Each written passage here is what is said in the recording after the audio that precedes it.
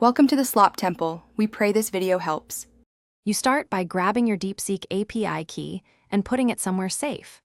Once done, export it as DeepSeek API KEY or save it in your secrets vault so code never hardcodes credentials.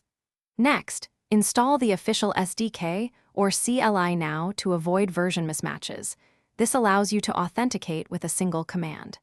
Make sure the runtime uses the same environment where the key is set. Test authentication immediately with a lightweight call to confirm your setup works. You will next wire the key into your request so the API knows it's you. For HTTP calls, add authorization, bearer followed by your key. SDKs handle this automatically when the env is present.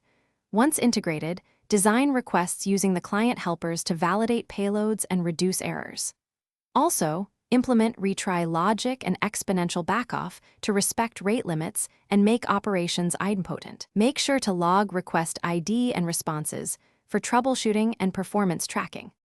You finish by validating responses and running full integration tests in a staging environment before production rollout. Once green, deploy with environment variables set through your secrets manager and enable monitoring and alerts for unusual usage. Rotate the API key periodically and keep a backup key ready so you can swap without downtime.